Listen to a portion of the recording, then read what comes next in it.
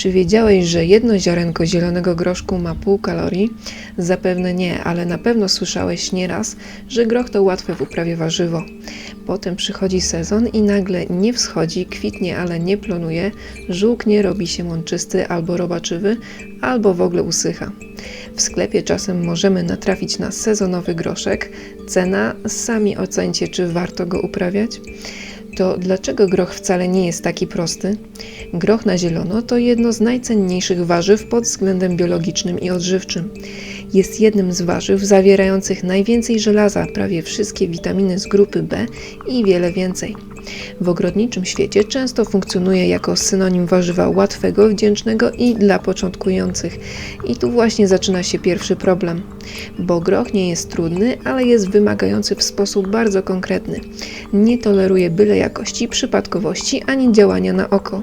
Jest jak dobry nauczyciel, wybacza drobne błędy, ale surowo rozlicza za brak zrozumienia podstaw. W tym filmie nie będziemy więc tylko siać, podlewać i zbierać, spróbujemy zrozumieć, jak groch funkcjonuje, dlaczego reaguje tak, a nie inaczej i co dzieje się pod ziemią, zanim jeszcze zobaczymy pierwszy zielony listek. Bo kiedy zrozumiemy jego rytm, potrzeby i ograniczenia, uprawa grochu przestaje być loterią, a zaczyna przypominać spokojny, przewidywany proces. Pokażę Ci od A do Z, bez mitów, z trikami ogrodniczymi i wyjaśnieniem, dlaczego coś robimy, a nie tylko jak.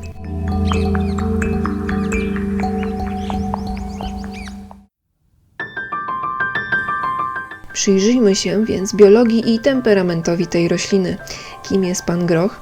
Gdy zrozumiesz jego biologię, cały ogród zaczyna mówić do Ciebie innym językiem. I to właśnie jest ogrodnictwo z prawdziwego zdarzenia. Groch jest rośliną jednoroczną, klimatu umiarkowanego, co oznacza, że cały jego życiowy plan mieści się w jednym sezonie. Od momentu kiełkowania aż po wydanie nasion i obumarcie. Wszystko odbywa się w krótkim, intensywnym czasie.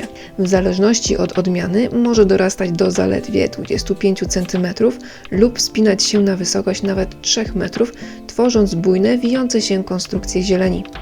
Różnorodność fenotypowa jest również jednym z powodów, dla których dobór właściwej odmiany pod konkretne warunki i cel uprawy, ziarno, strąki cukrowe, warzywne, może diametralnie zmienić wynik planowania. To, co szczególnie istotne, to fakt, że groch jest rośliną samopylną, a więc nie potrzebuje zapylaczy, by wydać plon. Kwiat zapyla się własnym pyłkiem bez konieczności udziału owadów lub wiatru do przenoszenia pyłku między różnymi roślinami. To sprawia, że plonowanie jest bardziej przewidywalne, nawet w chłodniejszych warunkach, w których aktywność zapylaczy jest ograniczona. Kwiaty grochu są klasycznymi motylkowymi kwiatami bobowatych. Mają 3 standardowe fragmenty płatków i są zbudowane tak, by pyłek w naturalny sposób trafiał na słupek bez potrzeby zewnętrznych zapylaczy. Dzięki takiej konstrukcji groch chętnie i efektywnie sam się zapyla, co daje większy procent zawiązywania strąków nawet przy chłodnej pogodzie. Jednocześnie jednak jego delikatne pędy i kruche łodygi sprawiają, że bez odpowiedniego wsparcia mechanicznego bardzo łatwo ulega uszkodzeniom, zwłaszcza podczas silnego wiatru czy intensywnych opadów. Po zakwitnięciu roślina przechodzi w fazę tworzenia strąków, które stopniowo się wypełniają nasionami. W jednym strąku może znajdować się od 3 do 12 nasion, a ich liczba jest silnie zależna od warunków środowiskowych, temperatury, wilgoci gleby i dostępności składników pokarmowych. To bardzo ważne w przeciwieństwie do wielu roślin, które często produkują mniej nasion. Gdy coś jest nie tak, groch kompensuje sobie słabe warunki różnie, ale nigdy nie udaje większej obfitości niż może realnie wyżywić.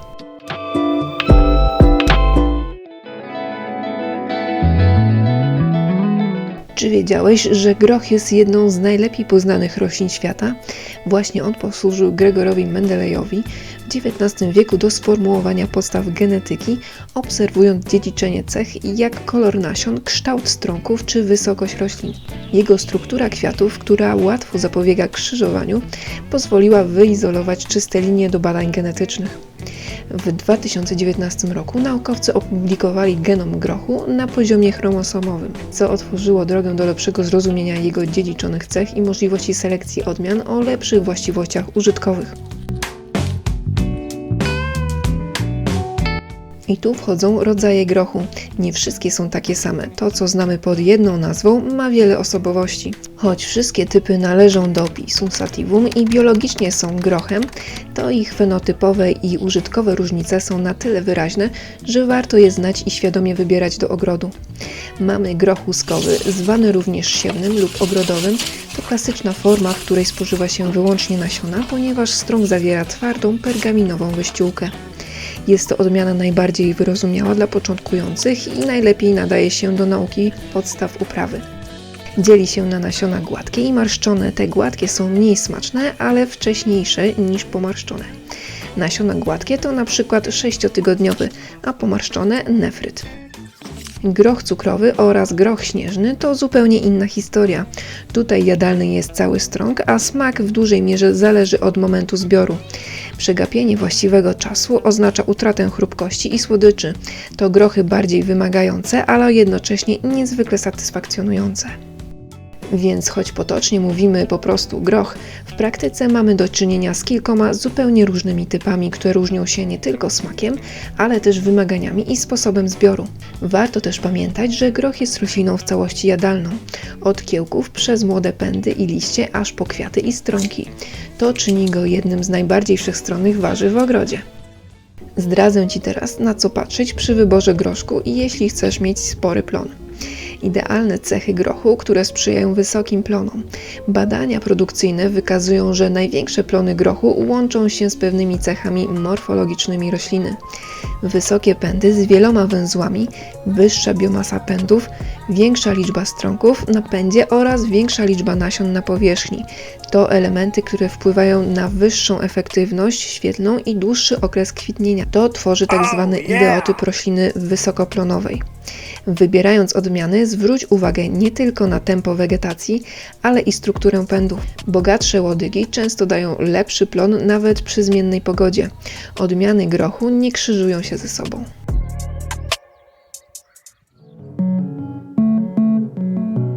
Groch skrywa pewien sekret. Ma podziemny sojusz, a mianowicie bakterie, które zmieniają zasady gry. I jednym z największych fenomenów grochu jest jego współpraca z bakteriami brodawkowymi, rodzaju Rhizobium. Te mikroskopijne organizmy zasiedlają korzenie grochu i tworzą charakterystyczne narośla, w których zachodzi proces biologicznego wiązania azotu. W praktyce oznacza to, że groch potrafi pozyskiwać azot bezpośrednio z powietrza i przekształcać go w formę przyswajalną dla roślin. Badania pokazują, że rośliny strączkowe mogą wzbogacić glebę nawet o kilkadziesiąt kilogramów azotu na hektar. Z tego powodu nawożenie grochu azotem jest nie tylko zbędne, ale wręcz szkodliwe. Prowadzi do bujnego wzrostu liści kosztem kwiatów i strąków. Największym darem, jaki możemy dać glebie, jest pozostawienie korzeni grochu po zbiorach, aby mogły stopniowo uwalniać zgromadzony azot. Tu wchodzimy w konkretną naukę. Badania dotyczące ilości azotu wiązanego przez rośliny strączkowe wykazują szerokie zakresy, w zależności od warunków glebowych, odmiany temperatury i dostępności bakterii. W praktyce uprawowej mówi się typowo o 150 do 240 kg azotu na hektar, a w sprzyjających warunkach nawet do 400 kg azotu na hektar w jednym sezonie. To ogromna liczba i jeśli porównamy ją z tym, co oferują nawozy mineralne, i to bez 1 grama nawozu azotowego, który jest nie tylko kosztowny, ale może przenikać do wód gruntowych i powodować eutrofizację. W praktyce ogrodniczej często przyjmuje się, że rośliny motylkowe, takie jak groch, mogą wzbogacić glebę w 30 do 100 kg azotu na hektar, czyli jakieś 300 do 1000 g na 100 m2, co znacząco poprawia żywotność gleby dla kolejnych roślin. Azot to jeden z najważniejszych pierwiastków dla roślin. Jest składnikiem aminokwasów, białek, chlorofilu i DNA. Choć w atmosferze azotu jest ogrom, około 78%, to rośliny nie potrafią go wykorzystać w tej formie. Potrzebują go w postaci przyswajalnej, czyli jonów azotonowych lub amonowych. Groch i inne rośliny motylkowate rozwiązują ten problem dzięki temu, że w ich korzeniach żyją bakterie Rhizobium oraz spokrewnione Bradorhizobrum i Sinorhizobrum oraz inne, które mają unikalną zdolność wiązania azotu atmosferycznego. W uproszczeniu bakterie te wnikają do włosków korzeniowych grochu, tworzą tam brodawki korzeniowe, specjalne komory symbiotyczne. W W tych brodawkach wiążą azot atmosferyczny i przekształcają go w formę, którą roślina może wykorzystać. Proces ten nazywa się biologicznym wiązaniem azotu i jest jednym z najbardziej eleganckich mechanizmów, jakie natura stworzyła, łączących świat mikroorganizmów i roślin.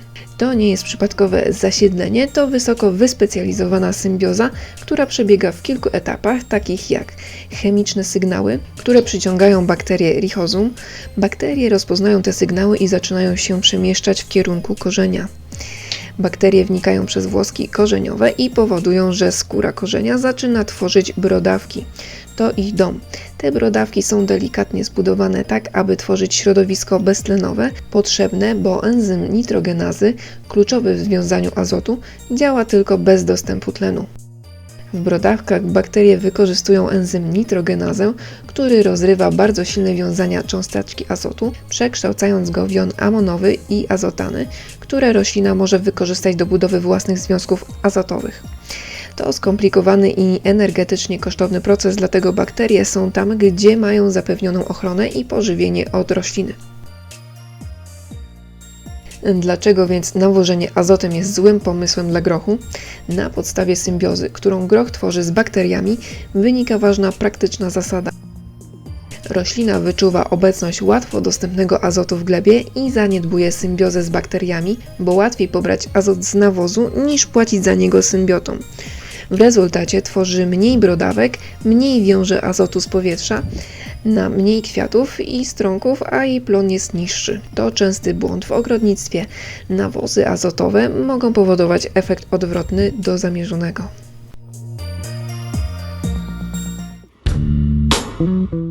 Inokulacja nasion – wskazówka naukowa, którą często pomija się w ogrodzie. Cichy trik, który robi ogromną różnicę. W praktyce upraw wciąż mało osób korzysta z tego triku, ale badania agronomiczne oraz uniwersytety rolnicze zalecają inokulację nasion grochu bakteriami brodawkowatymi przed siewem, zwłaszcza jeśli to pierwsza uprawa grochu w danym miejscu.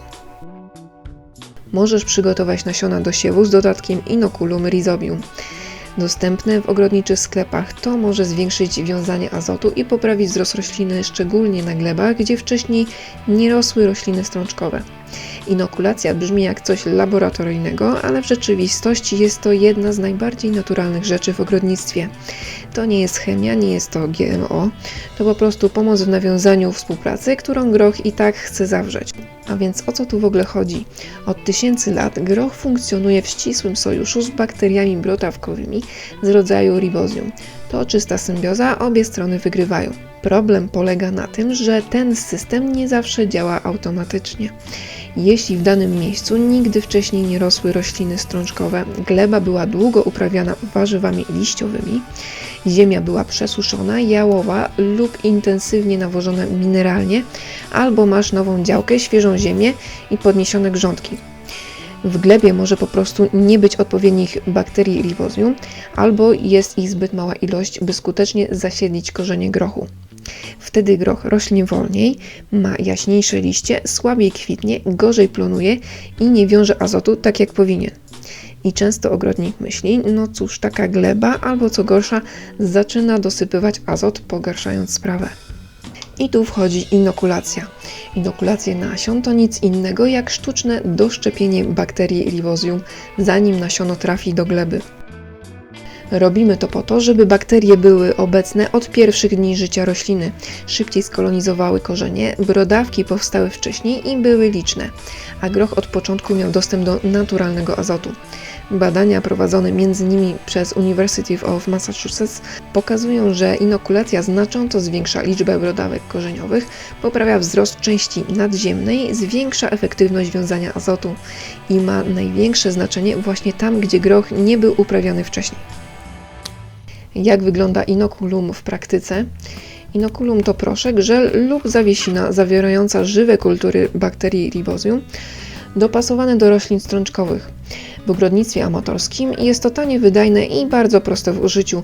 Najczęściej robi się to tak: lekko zwilża nasiona, woda, czasem woda z melasą lub cukrem, dodajesz inokulum, mieszasz aż nasiona będą delikatnie nim oblepione, od razu wysiewasz do ziemi, nie zostawiasz na słońcu i tyle, bez oprysków, bez nawozów i bez kombinowania.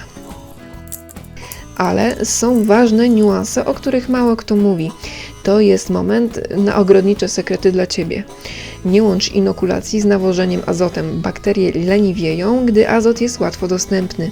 Nie wysiewaj inokulowanych nasion do bardzo kwaśnej gleby.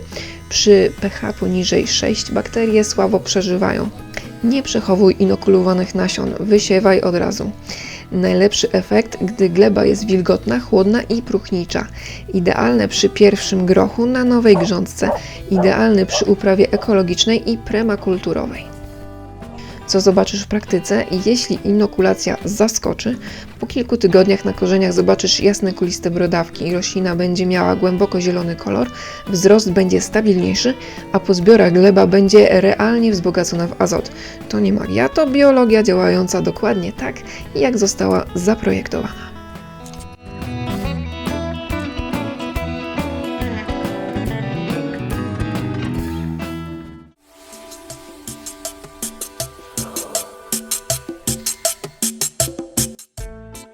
A jaka gleba będzie najlepsza pod uprawę grochu? Gleba to fundament, którego nie da się oszukać. Jeśli uprawa warzyw to budowa domu, to gleba jest fundamentem. Możesz postawić piękne podpory, podlewać codziennie i nawozić jak szalony, ale jeśli fundament jest słaby, wszystko inne zawiedzie. Groch nie wybacza gleby ciężkiej, jałowej, suchej i kwaśnej. Gleby ciężkie, zalewne i kwaśne powodują zahamowanie wzrostu, słabe wiązanie azotu oraz większą podatność na choroby. Z kolei gleby zbyt suche i jałowe prowadzą do szybkiego starzenia się roślin i mizernych plonów. Groch jest rośliną niezwykle wrażliwą na strukturę i odczyn gleby. Najlepiej rośnie w podłożu przepuszczalnym, próchniczym, zasobnym w wapń i odczynie obojętnym, mieszczącym się w przedziale pH 6,5 do 7,2.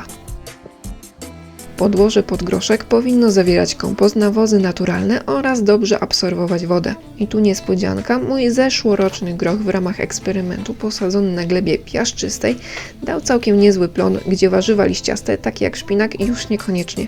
Jednak z powodu szybkiego wysychania takiej gleby szybko się zestarzał. Jego okres wegetacji był krótki. Ważne, abyś wiedział, że przy pH poniżej 6 brodawki na korzeniach rozwijają się słabo lub wcale. Wiązanie azotu jest mało efektywne, roślina zaczyna głodować pomimo obecności azotu w glebie. W praktyce daje to mniej kwiatów, mniej więźb, mniej strąków. To dlatego nie można lekceważyć pH. To jak fundament naszego fundamentu. Analizy chemiczne gleby przed siewem mogą pomóc uniknąć nadmiernego lub niewystarczającego nawożenia. Na przykład korzystanie z wapnowania, jeśli pH jest zbyt niskie, poprawia dostępność składników i strukturę gleby. Groch najlepiej pobiera składniki przy obojętnym odczynie, a wapnowanie jesienią może poprawić wyniki wiosenne.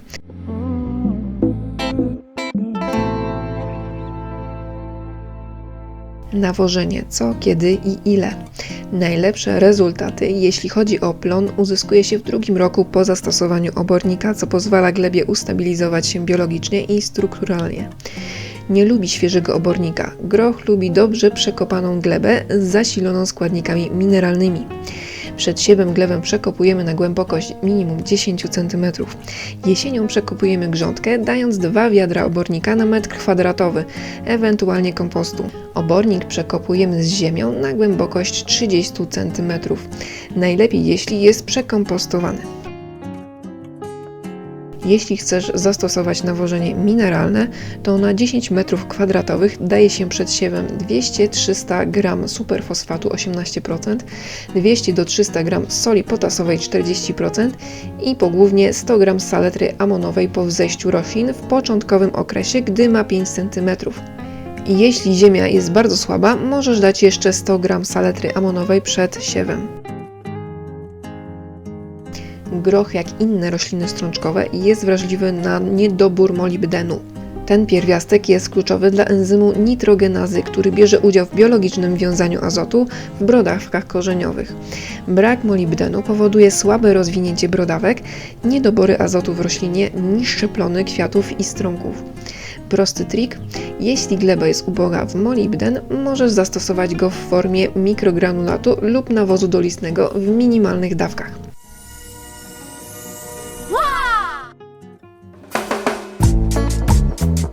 Groch możemy wysiewać po wszystkich warzywach z wyjątkiem tych z tej samej rodziny, czyli strączkowe i bobowate w odstępie co 4 lata. Liczy się biologiczne ustabilizowanie gleby. Świeży obornik zawiera dużo amoniaku i mikroorganizmów, które mogą zakłócać równowagę biologiczną w glebie, w tym współpracę z bakteriami brodawkowymi. Ważna jest tu poprawa struktury. Obornik po roku rozkładu tworzy próchnicę, która ułatwia dostęp powietrza i wody do korzeni, co sprzyja lepszemu rozwojowi brodawek i efektywnemu wiązaniu azotu. Istotne są też zasoby składników mineralnych. Składniki z obornika są stopniowo uwalniane, dzięki czemu roślina ma stały dostęp do fosforu, potasu i mikroelementów bez ryzyka przenawożenia. Zastosuj jesienne wsparcie. Groch jest rośliną wymagającą fosforu i potasu. Dlaczego te pierwiastki są kluczowe?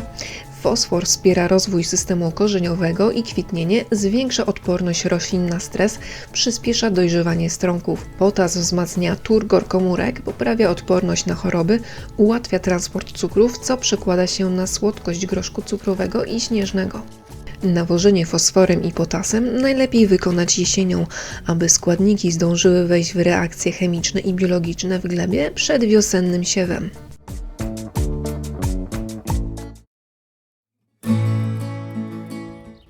Nie zapominaj o rotacji i płodozmianie.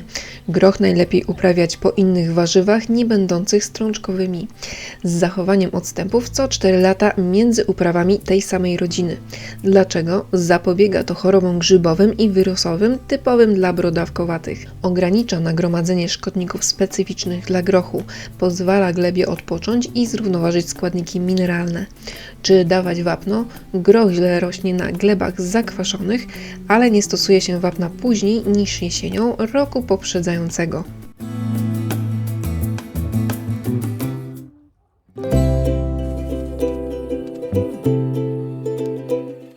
To kiedy siać pana groszka?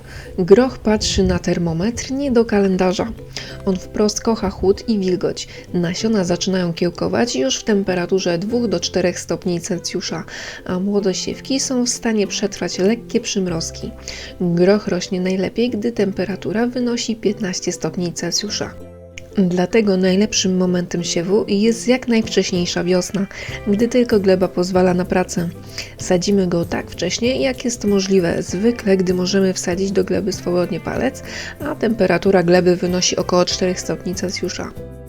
Groch łuskowy można wysiać wcześniej niż cukrowy. Cukrowy wysiewamy w kwietniu. Groch wcześniej wysiany możemy przykryć agrowłókniną, co przyspieszy jego wzrost i zmniejszy szanse ataku szkodników. Zbyt późny siew oznacza, że kluczowe fazy wzrostu przypadną na okres wysokich temperatur, co skutkuje słabym kwitnieniem, słabszym dojrzewaniem i utratą smaku. Ale uwaga, jeśli mamy okres, gdzie jest mało słońca i dużo opadów, ziarno potrafi zgnić w glebie. Więc jeśli Twoje groszki gdzieś zniknęły, to prawdopodobnie zgniły. Pierwsze rośliny powinny pojawić się po około 10 dniach od siewu. Jeśli to nie nastąpi, warto zajrzeć w glebę, czy nasiona nie zgniły lub czy nie wyjadły ich myszy. Jeśli masz problem z myszami, zrób rozsadę w domu do doniczek. Jeśli wysiewamy do doniczek, to siewki wsadzamy do gruntu po 3 tygodniach od wysiewu, gdy mają około 7 cm wysokości. Wsadzamy po 2-3 nasiona do doniczki, po posadzeniu sadzonek do gruntu podlewamy roślinę. Pierwsze strąki pojawią się po około 9 tygodniach, a gotowe do zbioru będą po 11 tygodniach. Dla zachowania ciągłości zbiorów wysiewamy go co 2 miesiące. Najlepszy termin to marzec do połowy kwietnia. Można spróbować wcześniejszego siewu, jeśli pogoda na to pozwala, i wtedy przykryć go agrowłókniną. Wysiew możliwy jest nawet przy 1-2 stopniach Celsjusza. Siewki znoszą przymrozki poniżej -6 stopni Celsjusza, a jak jest poniżej, to przykrywamy białą włókniną. I jak prawiły nasze prababki, groch wysiany w marcu zbierzesz w garncu, groch wysiany w maju zbierzesz w jaju.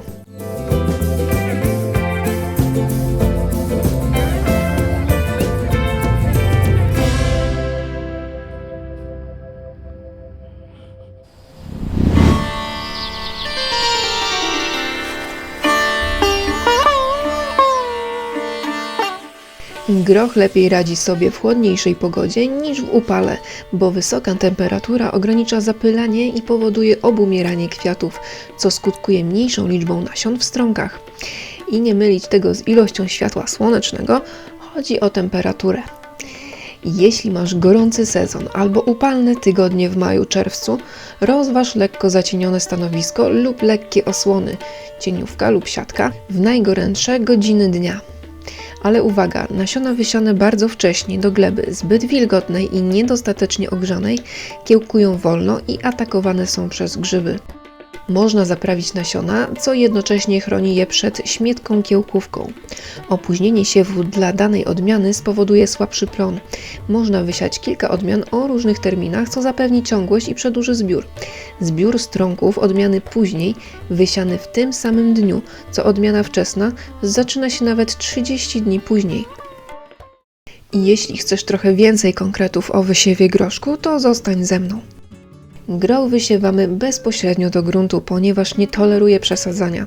Jeśli widziałeś gdzieś filmy, że najpierw siejesz do rynny, a potem przesadzasz do gleby, to taki groszek wyjdzie bardzo średnio. Głębokość siewu powinna wynosić około 4-5 cm, co chroni nasiona przed ptakami i przesychaniem. Zbyt gęsty siew sprzyja chorobom grzybowym, natomiast zbyt rzadki obniża plon.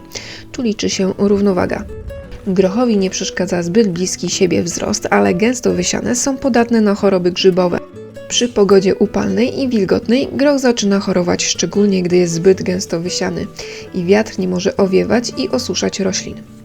Wysiewamy groch w odstępach co 3-4 cm, w rzędach co 20 cm. Dla swobodnego poruszania się między grochem i ułatwienia można wysiać co 30 cm albo w jednym długim rzędzie. Odmiany niskie karłowe możesz siać co 15 cm. Średnio wysokie 78 cm wysokości siejemy w rzędy co 20-25 cm, a wysokie w rzędach od siebie co 30 cm. Na 10 m2 będziesz potrzebować około 150 do 300 g nasion, zależnie od odmiany i odstępów. Siejemy go na stanowisku słonecznym, ale w temperaturze powyżej 17 stopni Celsjusza produkcja zwalnia. Jeśli wysiewamy w późniejszym terminie, to na stanowisku lekko zacienionym. Do rozwoju potrzebuje 6 godzin słońca. Groch lubi pełne słońce i dobrze napowietrzoną glebę. Minimum 6 godzin światła dziennie znacząco przyspiesza wzrost i poprawia jakość plonów. Jeśli Twój ogród ma miejsce z ciepłym, południowym nasłonecznieniem, tam groch będzie rósł najlepiej. W chłodniejszych regionach wybieraj stanowiska, które nagrzewają się szybciej po zimie. Można też wysiewać groszek jesienny przy przypuszczeniu, że zima będzie łagodna. Wybieramy wtedy miejsce ciepłe, słoneczne i osłonięte oraz odpowiednią odmianę. Może się zdarzyć, że gdy marzec będzie mroźny i zimny, nasiona zgniją. Trzeba wówczas powtórzyć siew. Nie wysiewamy go obok cebulowatych, ponieważ słabiej przy nich rośnie. Przy groszku będą dobrze rosły warzywa, które lubią azot. Buraki, seler, sałata. Są to niskie warzywa czerpiące azot, więc mogą rosnąć tuż obok w grządce z groszkiem.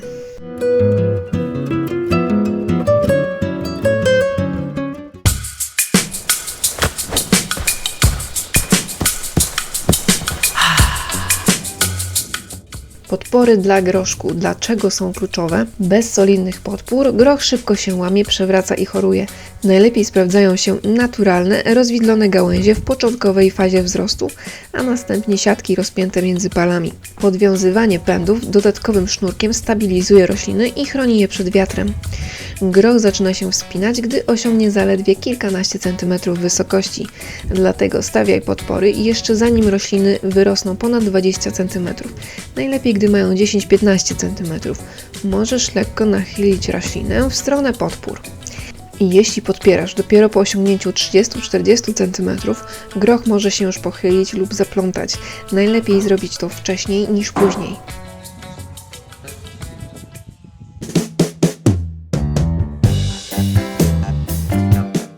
Podlewanie i ściółkowanie. Groch wymaga regularnego, umiarkowanego podlewania, zwłaszcza w czasie kiełkowania, kwitnienia oraz wypełniania strąków. Przesuszenie gleby powoduje natychmiastowe zahamowanie wzrostu, natomiast zastój wody prowadzi do gnicia korzeni. Ściółkowanie gleby pomaga utrzymać wilgoć, ogranicza chwasty i stabilizuje temperaturę podłoża. Najważniejsze w pielęgnacji grochu jest regularne odchwaszczanie oraz podlewanie, ponieważ groch potrzebuje dużo wody. Najwięcej wody potrzebuje w czasie kiełkowania oraz kwitnienia, przypadającego na marzec, kwiecień oraz w fazie kwitnienia i wypełnienia strąków przypadającego na czerwiec. Nie znaczy to jednak, że mamy go zalewać wodą. W stojącej wodzie groch zgnije. Podlewamy przy podstawie roślin, a nie po liściach. To zapobiegnie rozwojowi chorób grzybowych. Gdy gleba wyschnie, groszek przestaje produkować. Dobrze jest więc wyściółkować glebę, by zachować wilgoć i nie dopuścić do przesychania. Woda realnie wpływa na plon. Badania prowadzone w warunkach polowych wykazały, że niedobór wody w kluczowych fazach rozwoju grochu może obniżyć plon nawet o 30-40%. To oznacza, że bez właściwego nawodnienia nawet najlepsza gleba czy odmiana nie dadzą oczekiwanych rezultatów. Temperatura a smak. Dlaczego groch bywa mączysty? Optymalna temperatura dla rozwoju strąków to 13-18 stopni Celsjusza. Powyżej tej granicy roślina przyspiesza dojrzewanie, a nasiona stają się twarde, mączyste i mniej słodkie. To dlatego groch wysiewany późno niemal zawsze smakuje gorzej. Kiedy temperatura rośnie powyżej 17-18 stopni Celsjusza, groch zaczyna biec na skróty. Kwitnienie zwalnia, roślina ogranicza produkcję kwiatów, co bezpośrednio wpływa na ilość strąków. Nasiona stają się twarde i mączyste, strąki tracą chrupkość i soczystość. Słodycz spada, cukry przekształcają się szybciej, co daje mniej przyjemny smak. Dlatego groch wysiany zbyt późno, gdy temperatury są już wysokie, niemal zawsze smakuje gorzej i plony są mniej obfite. Badania agronomiczne potwierdzają, że nasiona grochu dojrzewające w temperaturze powyżej 20 stopni Celsjusza wykazują wyraźny spadek zawartości cukrów, a strąki stają się bardziej włókniste i twarde. To jest również powód, dla którego w południowej Europie w okresie letnich upałów groch jest uprawiany wiosną i wczesnym latem, aby uniknąć przygrzania. Jako ciekawostka, te pomarszczone nasiona mają więcej cukru niż gładkie. W miarę dojrzewania nasion gładkich zmniejsza się ich zawartość cukru, a zwiększa ilość skrobi. Jeśli sadzisz groch później i obawiasz się wysokiej temperatury, wybieraj stanowisko lekko zacienione w południe. Zabezpieczaj rośliny agrowłókniną lub cieniówką w największe upały. Regularnie podlewaj, chłodniejsza gleba pomaga utrzymać odpowiednią temperaturę korzeni. Dzięki temu groch nie prześciga się w dojrzewaniu i pozostaje słodki oraz chrupki.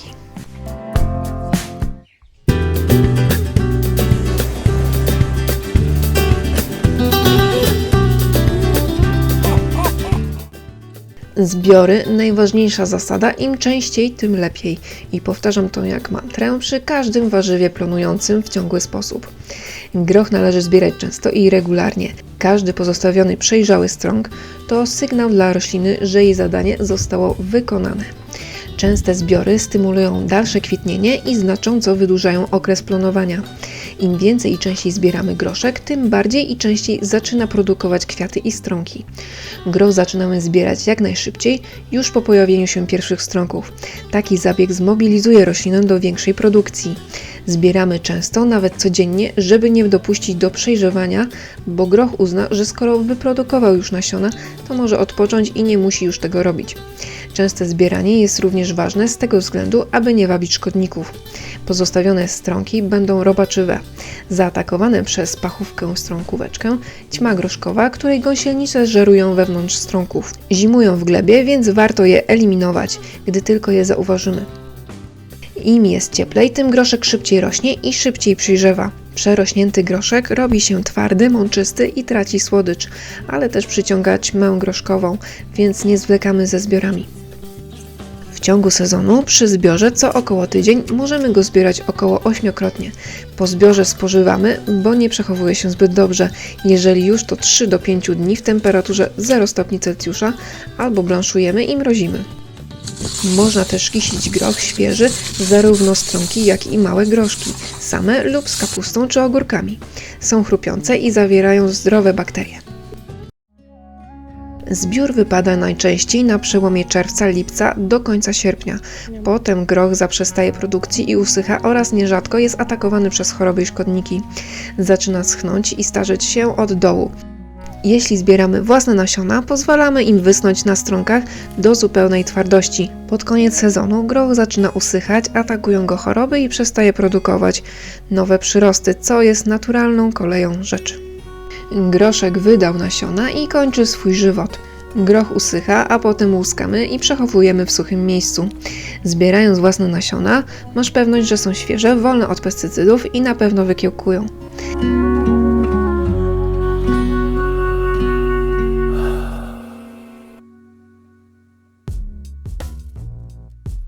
Groszek można bardzo łatwo połamać, więc zbieramy go obydwoma rękami, uszczykując stronki jedną dłonią, a drugą dłonią przytrzymujemy gałązkę. Najlepszym sposobem zbioru jest użycie nożyczek. Taki zbiór może trwać około 2 tygodnie. Znacznie dłużej planuje odmiana wysoka, telefon.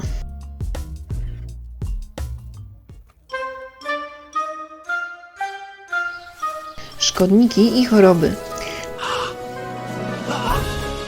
A gdyby tak postawić na prewencję zamiast walki, wtedy życie staje się prostsze.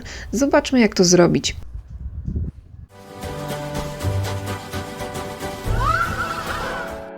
Najgroźniejsze są mszyce i pachówka strąkóweczka, których rozwojowi sprzyja ciepła i wilgotna pogoda. Mszyca grochowa, najczęstszy uciążliwy szkodnik, który wysysa sok z młodych pędów i liści, osłabiając roślinę i przenosząc wirusy. Objawy: liście żółkną, zwijają się, roślina rośnie słabiej, na liściach może pojawić się lepkie miodowe osadzenie, które sprzyja grzybom. Naturalne metody prewencji i zwalczania. Zachęcaj naturalnych wrogów mszyc, takich jak biedronki, bzygi czy złotooki. One skutecznie zjadają mszyce i ograniczają ich populację. Regularne usuwanie mszyc ręcznie albo silnym strumieniem wody z węża. Wiele ogrodników stosuje właśnie tę metodę, zanim kolonie się rozrosną. Spray z mydła potasowego lub płynu do mycia naczyń. Rozpuszczony w wodzie może zmywać mszyce i zmniejszać ich liczebność bez niszczenia pożytecznych owadów. Olej neem, naturalny ekstrakt roślinny, który działa odstraszająco na wiele szkodników, w tym mszyce. Stosuj wieczorem, by nie szkodzić zapylaczom. Pachówka strąkóweczka, tak zwana ćma grochowa, to ukryty sabotażysta Twoich strąków. Larwy tego motyla wygryzają się w strąki i niszczą nasiona. Cykl życiowy obejmuje 1 pokolenie rocznie, a szkodnik zimuje w glebie. Ćma grochowa, znana w literaturze jako Cydia nigricana, to mały szarobrązowy motyl, który sam w sobie nie robi wrażenia, ale jego larwy są prawdziwym koszmarem ogrodnika. Składają jaja na liściach, łodygach i kwiatach grochu, pojawiają się najczęściej od czerwca do sierpnia. Larwy opuszczają stronki, gdy są dorosłe i przepoczwarzają się w glebie w kokonie, gdzie zimują do następnej wiosny. Cykliczność tego szkodnika sprawia, że problemy pojawiają się później w sezonie, często dopiero przy zbiorze lub tuż przed nim, ponieważ larwy chowają się głęboko w stronkach i nie są widoczne od zewnątrz. Powoduje żółknięcie i przedwczesne dojrzewanie strąków, sprawia, że warzywo jest mniej atrakcyjne do jedzenia, może obniżać wartość plonu nawet o kilkadziesiąt procent w intensywnych uprawach. Ćma grochowa zazwyczaj składa jaja w czerwcu-lipcu, w momencie, gdy groch zaczyna kwitnąć. Jeśli wysiejesz groch wcześniej i wybierzesz odmiany wcześniej dojrzewające, możesz uniknąć okresu aktywności motyla, wyprzedzić jego cykl. To jedna z najlepszych naturalnych strategii. Ponieważ ćma składa jaja na roślinie, fizyczna bariera w postaci agrowłókniny lub siatek ochronnych może powstrzymać samicę przed złożeniem jaj. Groch jest rośliną samopylną, więc pod włókniną będzie się prawidłowo rozwijał. Nie potrzebuje zapylaczy do plonowania. Postaw na płodozmian i sanację gleby. Po sezonie warto usuwać wszystkie resztki roślinne, stronki i łodygi, to ogranicza liczbę larw zimujących w glebie. Głęboko przekop glebę po zbiorach, aby wynieść na powierzchnię kokony i larwy. Ptaki lub mrówki je zjedzą. To zaburza cykl życiowy ćmy i zmniejsza presję w kolejnym sezonie.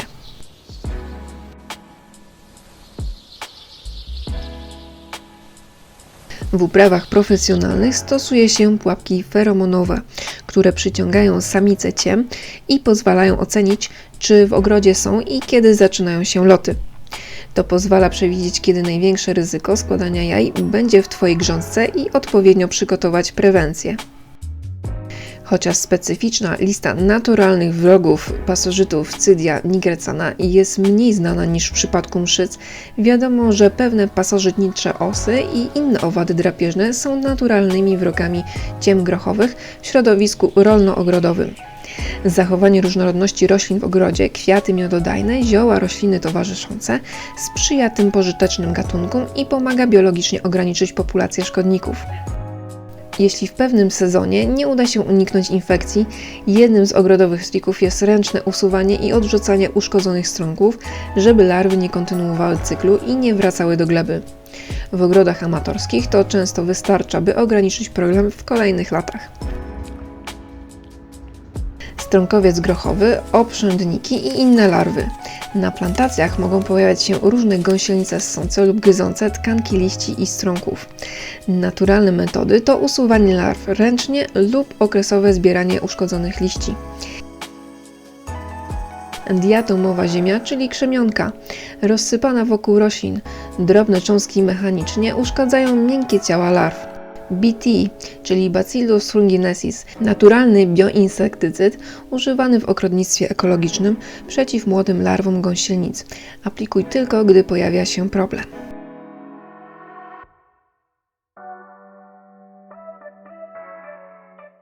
Choroby grzybowe i wirusowe grochu często są wynikiem niewłaściwej prewencji. Wilgotna gleba, brak przewiewu i wysiew w złym terminie sprzyja ich rozwojowi. Choroby grochu to fuzaryjne więdnięcie grochu, choroba świętojańska, zgorzel korzeni i podstawy pędu, askochytoza, mączniaki rzekomy i prawdziwy i rdza grochu. Askochytoza grochu to choroba powodowana przez grupę grzybów. Atakuje liście łodygi i strąki, tworząc brązowe lub fioletowe plamy i ograniczając plon.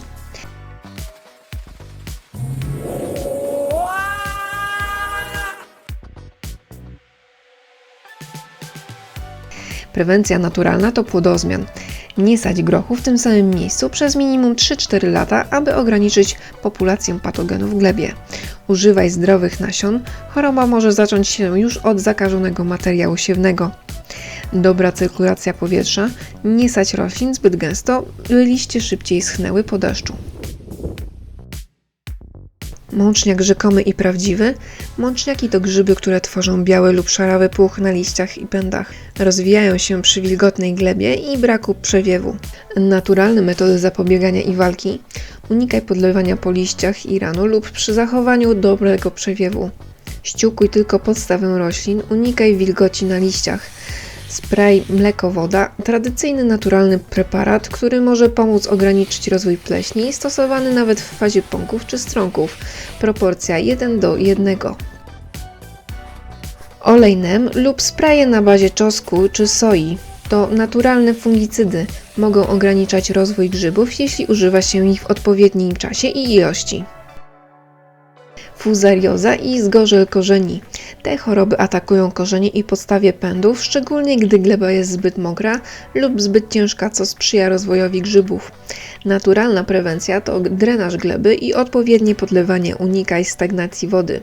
Dodawanie próchnicy i kompostu poprawia strukturę gleby, co zmniejsza ryzyko chorób korzeni. Unikanie sadzenia po roślinach strączkowych ogranicza presję chorób w glebie. Wirusowe choroby przenoszone przez szkodniki. Część wirusów grochu, np. mozaika grochowa, przenoszona jest głównie przez mszyce.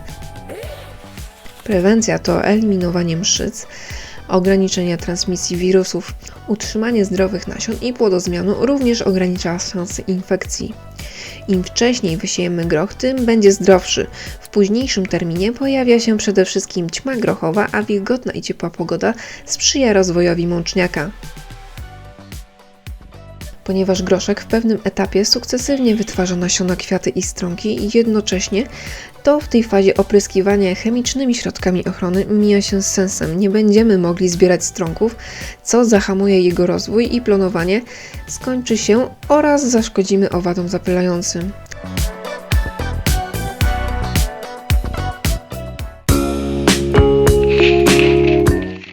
Odmiany. Wybór odmiany powinien zależeć od dostępnej przestrzeni, terminu siewu, przeznaczenia plonu. Wczesne odmiany dają szybki zbiór, ale krótszy okres plonowania. późniejsze większą stabilność.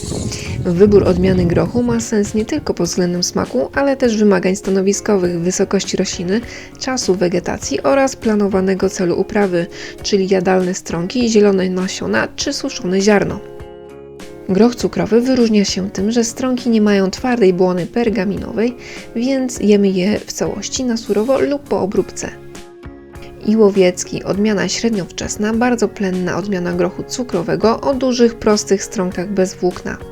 Wysokość około 60-75 cm, wygodna do zbioru ręcznego. Dobra odporność na choroby i relatywnie wysoka mrozoodporność siewek. Groch łuskowy do zbioru nasion zielonych lub suchych. Groch łuskowy to klasyczny typ, w którym spożywa się nasiona, świeże jako zielony groszek albo po dojrzewaniu jako suche ziarno. 6-tygodniowy to odmiana bardzo wcześnie dojrzewająca, zbiór już po około 60-70 dniach od siewu. Wysokość około 100 cm, warto stosować podpory. Świetna jako pierwszy groszek w sezonie, gdy marzysz o wczesnych plonach. Zaleta to szybki cykl wzrostu, dobry do powtórnych albo szybkich wysiewów wiosną. Pegas, wczesna odmiana o dużej plenności i równomiernym dojrzewaniu. Wysokość średnia, łodygi sztywne. Nefryt, odmiana odporna na trudne warunki atmosferyczne. Wysokość około 65 cm, dobra tam, gdzie jest przestrzeń ograniczona. Telefon to późna i bardzo plenna odmiana, rośnie długo i daje dużo nasion. Wysokość około 150 cm, warto stosować solidne podpory. Jeśli chcesz dłużej zbierać groszek w sezonie, telefon to dobra opcja, bo ma wydłużony okres owocowania. I szczerze przyznam, że to moja ulubiona odmiana.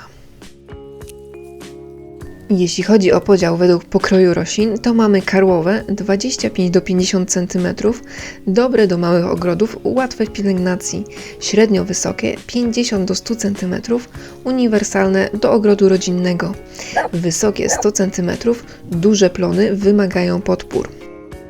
No to pozbieraliśmy już groszek, a co po grochu? Stawiamy na myślenie długofalowe. Groch nie kończy swojej roli w momencie zbioru. Pozostawione w glebie korzenie nadal pracują, wzbogacając je w azot. To idealne stanowisko pod sałatę, buraki czy seler. Po co zostawiać korzenie po zbiorze? Największym darem, jaki możesz dać glebie po uprawie grochu, jest nieusuwanie korzeni, a pozostawienie ich po zbiorze. Brodawki korzeniowe zawierają przekształcony azot i mikroorganizmy, które dopiero w procesie rozkładu przekazują go do gleby. To naturalna forma nawożenia gleby, która działa przez wiele tygodni po zakończeniu sezonu wegetacyjnego. To najlepsze praktyki w rolnictwie ekologicznym.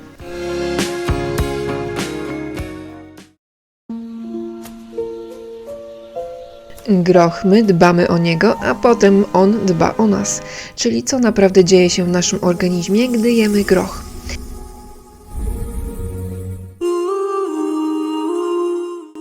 Groch od tysięcy lat towarzyszy człowiekowi jako jedno z podstawowych źródeł pożywienia i nie jest to przypadek.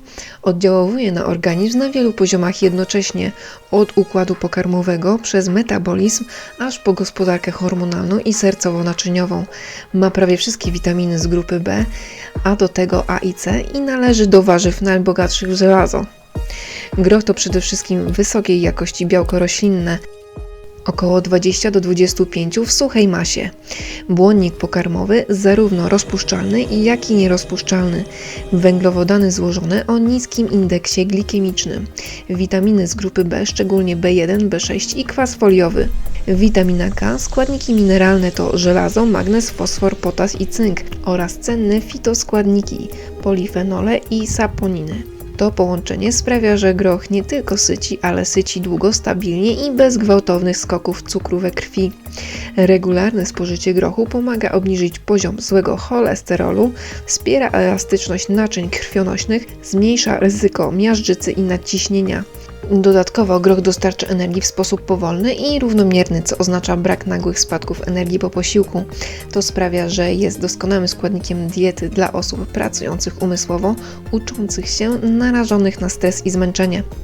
Groch działa jak naturalny regulator jelit, pobudza perystaltykę, sprzyja rozwojowi korzystnej mikroflory jelitowej, jednocześnie jednak, i tu warto powiedzieć to uczciwie, zawiera olisacharydy fermentujące, które u osób wrażliwych mogą powodować wzdęcia, uczucie pełności i nadmierne gazy.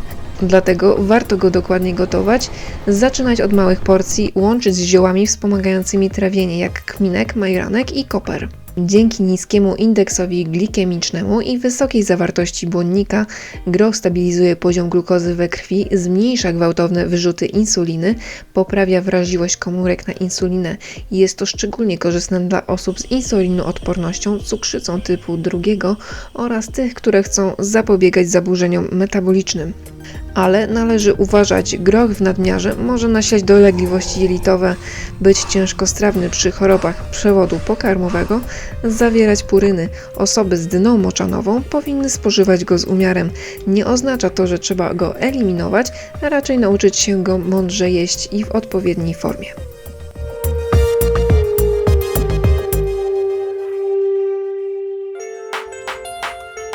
Mam nadzieję, że dzięki temu odcinkowi Twój groch zachwyci Cię ogromnym plonem. Będziesz miał go tyle, że możesz go nawet zamrozić, a wierz mi, taki groszek z ogrodu, mimo że mrożony, smakuje o niebo lepiej niż ten sklepowy. No to powiedzcie, czy groch jest trudny w uprawie? Groch to roślina dla tych, którzy potrafią poczekać, popatrzeć i wyciągnąć wnioski. On po prostu rośnie albo nie.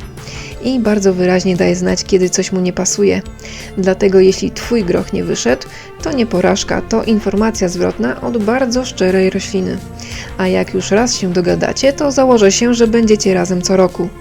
Nie wszystko w ogrodzie da się przyspieszyć, niektóre rzeczy trzeba po prostu zrobić w odpowiednim momencie. Pamiętaj, że ogród to nie przypadek, to suma dobrych decyzji, które podejmujemy każdego dnia. A jeśli ten film pomógł Ci choć trochę lepiej zrozumieć groch, to znaczy, że było warto. Jeśli coś dziś z tego filmu zapamiętacie, to niech to będzie jedno. Im lepiej zrozumiesz roślinę, tym mniej musisz o nią walczyć. I jeśli coś nie wyszło, to nie znaczy, że nie umiesz uprawiać warzyw, to znaczy, że ogród właśnie czegoś Cię nauczył.